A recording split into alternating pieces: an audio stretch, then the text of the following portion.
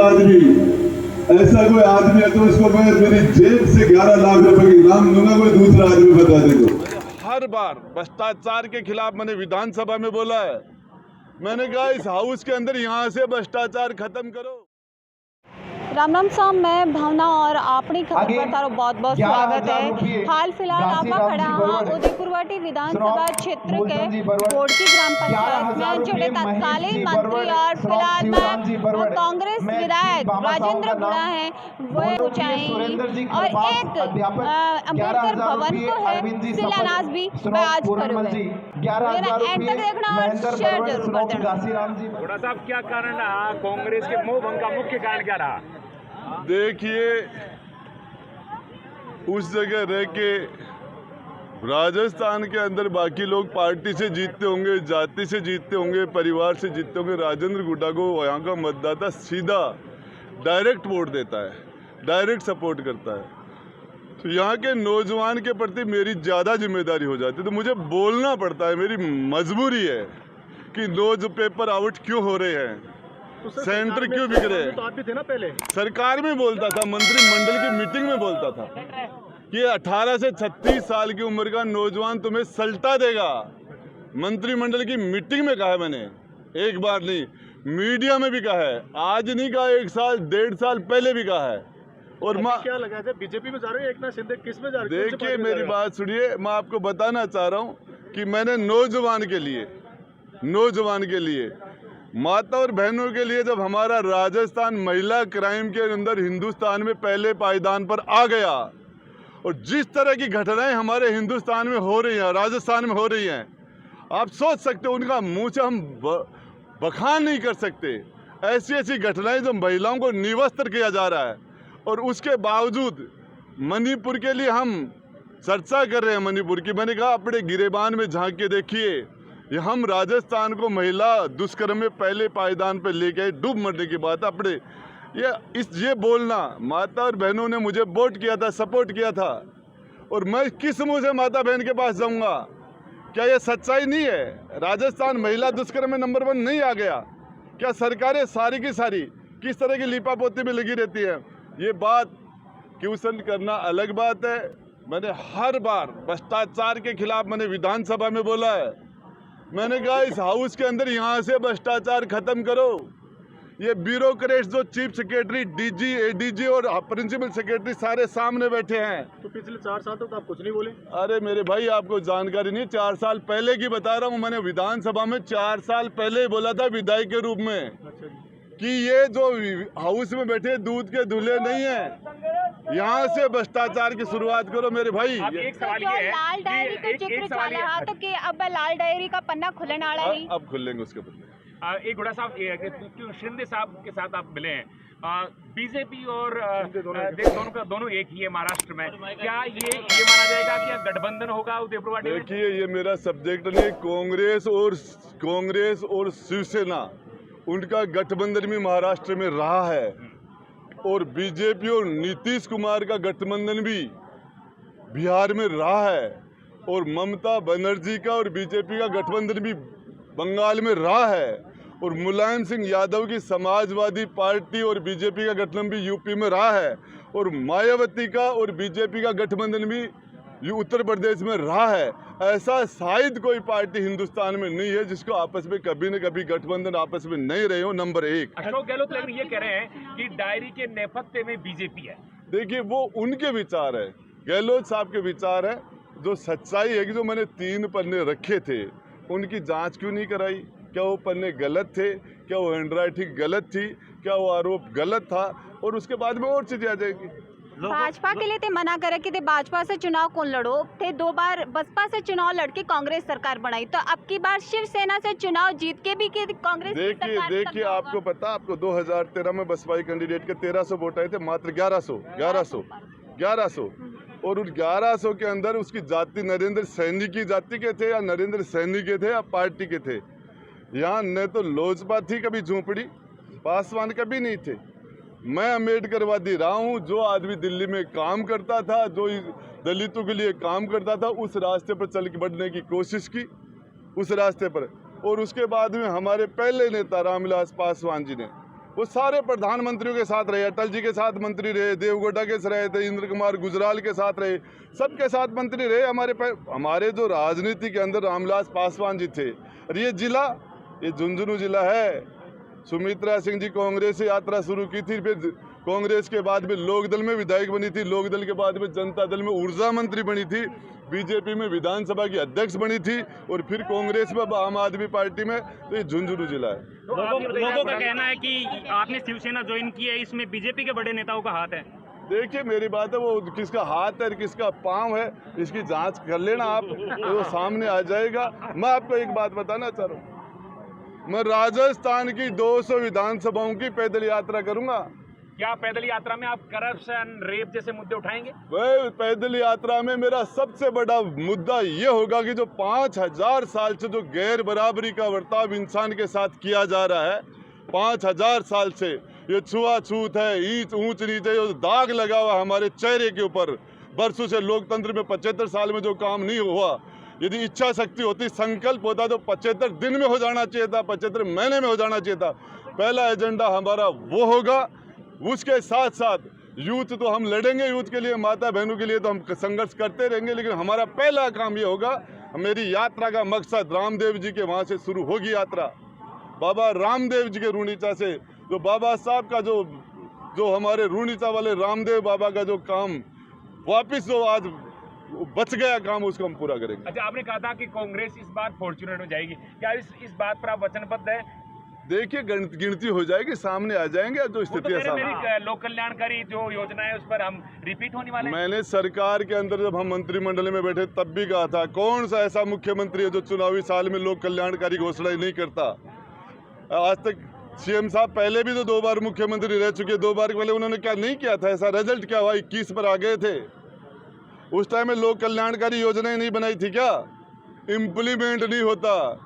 मुख्यमंत्री जी के यहाँ से लिस्ट जाती है, वो आरएस में पास हो जाते हैं इंटरव्यू में, बाकी वाले रह जाते हैं। डीजी, एंटी करप्शन के डीजी ने क्या कहा पता है आपको? बीएल सोनी ने क्या कहा, जो कि हम जब बड़ी मछलियों को पकड़ते हैं और बड़ी मछलियों को जाल में फांसते हैं, तो हमारे मुख्यमंत्री के सीएमओ से हमें आदेश आ जाता है कि छोड़ा जाए। क्या है इसका मतलब? तो अभी तो शिवसेना से चुनाव लड़ रहा हो, भाजपा के लिए एक कठिनाई की घड़ी थे खड़ी कर दी है काल से, तो क्या लाग रहा है भाजपा भी अपनी टिकट जारी करेगी? राजनीति में आपस में कठिनाई और ये रणभूमि है, इसमें कठिनाइयां तो आएंगे ही। संकट मोर्चा किसके बन रहे हैं आप? देखिए राजेंद्र गुड्डा, आपको बता देना चाहता हूँ, न लेफ्ट में देखता न राइट में देखता, मेरी जनता के हित में जो होता है। आपके सबसे ज्यादा इस उदयपुर वाटी के अंदर सबसे ज्यादा मैंने 50% से ज्यादा शेड्यूल कास्ट के कर्मचारी जो 500 किलोमीटर दूर बैठे थे उनको लेके आया हूँ। यहाँ 50% अकेले शेड्यूल हैं, 50% में बाकी सारे हैं। और मेरा बजट देख लेना, और मैं हमारी कथनी और करनी में अंतर नहीं होता। हम सबसे कमजोर आदमी, सबसे गरीब आदमी, दलित हो किसी भी जाति हो, उसके लिए काम करते हैं। के अंदर भी मैंने मेरे गांव में भी 25 लाख रुपए लगा के राजस्थान की विधानसभा में 200 विधायक है। आप सूचना के अधिकार के तहत निकलवा लेना। यदि मेरे जितना शेड्यूल कास्ट के वर्ग को किसी ने एमएलए फंड में, किसी ने मेरे जितने पैसे किसी ने भी दिए हो, तो लाके उसका नाम बता देना मुझे। एक आदमी, ऐसा कोई आदमी है तो उसको मैं मेरी जेब से 11 लाख रुपए की इनाम दूंगा, कोई दूसरा आदमी बता दे तो। पूरे राजस्थान में कोई दूसरा आदमी जिसने मेरे जितना बजट दिया हो और ये कोई सूचना मुझे दे दे, उसको 11 लाख रुपए मेरी जेब से दूंगा। ये बीएल भाटी साहब, ये जो पार्क बना है, ये संगठित होकर और संघर्ष से बढ़ाए। इस पिछले राज के अंदर हमारे यहाँ के मेरे मेघवाल समाज के भाइयों ने, बाकी गांव के सभी लोगों ने बहुत प्रयास किया था। ये राजू ठेकेदार जी उस प्रयास में सबसे अग्रणी थे, हमारे तेजपाल जी भी थे, पूरी जान लगाई थी साहब, और सामने वालों ने पूरी ताकत लगा दी, कुछ भी हो जाए। जिला पढ़ा हो गया है, विकसित नहीं, ये 5000 साल की बीमारी है। इसको ठीक करने के लिए प्यार से, प्रेम से, हाथ जोड़ के, मुस्कुराहट के, गुलाब का फूल दो कि सबके फेरे करा रहे हो महाराज, हमारे भी करा दो। प्यार से, लोकतांत्रिक तरीके से आ जाएंगे। एक दिन नहीं आएंगे, दूसरा गुलाब का फूल दोगे, आ जाएंगे। और आराम से हमने प्यार से इस उदयपुर वाटी के अंदर, हमारे जिले में, हमारे शेखावाटी वाटी में काम किया, समझा के, बुझा के। और ये काम करने के लिए राजस्थान की 199 विधानसभा में पैदल पैदल जाने का काम करूंगा। और जब तक ये दाग लेके पैदा हुआ था छुआछूत का, लेकिन मरूंगा तब ये दाग मिटा के मरूंगा, इस दुनिया में जाऊंगा तब तक। राजनीति क्या होती है? राजनीति क्या होती है? इसके लिए एक एक आदमी को इंसान के साथ इंसान जैसा बर्ताव महात्मा बुद्ध ने आज से 2500 साल पहले इस बीमारी को सबसे पहले चैलेंज देने वाला आदमी जो था, वो महात्मा बुद्ध, गौतम बुद्ध था, इस धरती पर, हिंदुस्तान की धरती पर। और इसीलिए डॉक्टर अम्बेडकर ने कहा था, बुद्धम शरणम गच्छामि, धम्मम शरणम गच्छामि, संघम शरणम गच्छामि। मैं बुद्ध के शरण में जाता हूं। ये किसी जाति का काम नहीं है। किसी जाति में जन्म लेने से कोई अम्बेडकरवादी नहीं हो जाता है। मेघवाल समाज के अंदर भी मनुवादी हो सकते हैं, ब्राह्मण समाज में भी अम्बेडकरवादी हो सकते हैं। इसके अंदर किसी जाति की ठेकेदारी नहीं है। ये सर्व समाज के लोग आराम से मिलकर, प्यार से, प्रेम से इन चीजों को हमने ठीक किया है। और बचा हुआ काम हम राजस्थान की धरती पर ठीक करने का काम करेंगे, लोगों के दिमाग में। एक छोटी सी बात कह के मेरी बात खत्म करूंगा। एक बार प्रमुख साहब, हम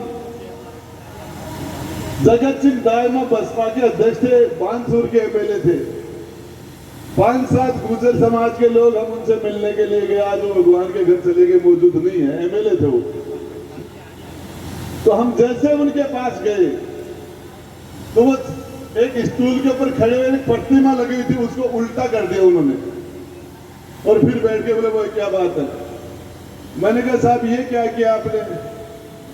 बोले सुन, एक गुजरा हुआ ना जाना तो फोटो भी कर दूं, अया होनी तो वो देवनारायण भगवान ऊपर आ जाए। अरे सुटल कास्ट वाला उन्होंने ओटे उल्टी कर दूं, अम्बेडकर सामाजिक में लग जाना, मैं भी राजी हो जाए। बाद में गुजरा पाछा राजी कर दूं तो और सुना को जाना भी, और तो सो के ठीक है। आ बीमारी है ना, ये विजय बैठा दमोरा, क्या जान लगानी पड़ी थी साहब हमें। पट्टे देने के लिए जान लगा दी थी। पूरे राजस्थान में 25 साल में एक ही जमीन सरागाह से बाहर निकली, और बोनाजी का दमोरा का जोड़ा। वोट नहीं डाल सकते थे ये, जिसके साथ रहते थे उसका वोट नहीं, वोट मजबूरी में कि घर टूट जाएगा, कोई भी डर रहता था। आज उस जमीन का पट्टा राजस्थान में एकमात्र दमोरा के बोनाजी में दलित समाज के 100 पट्टे उनको मिले। और वो लोग आज अपने मकान और जमीन के भागीदार मालिक हो गए साहब। मैं उनको भय रहता था। और इस मंच पर जितने भी लोग बैठे हैं, सबने संघर्ष किया है। अंबेडकर जी की प्रतिमा का अनावरण हुआ है और काफ़ी दिन से मतलब ग्रामवासी इंतज़ार कर रहे थे कि प्रतिमा का अनावरण कब हो। डॉक्टर भीमराव अंबेडकर जिन्होंने भारतीय संविधान का निर्माण किया था, आज उसके उपलक्ष्य में ये कार्यक्रम हुआ है। तो विशेष अतिथि कौन रहे? हमारे जो विशिष्ट अतिथि थे वो विधायक श्री मानजी राजेंद्र जी गुड्डा साहब थे। और अपन के यहाँ पर राकेश जी जो देवटिया साहब हैं, सरपंच नेमीचंद जी जहांगीर साहब हैं, सांगड़िया धोनी के ओमदास जी महाराज की तबीयत खराब होने के कारण वो पधार नहीं पाए। देखिए, साथ ही साथ मैं एक चीज़ और पूछना चाहूँगी तार से कि जहाँ अभी शिवसेना है, जो फिलहाल का विधायक हैं, वह शिवसेना से कल जुड़े, तो बिको के प्रभाव आगामी चुनाव पर दिख सके?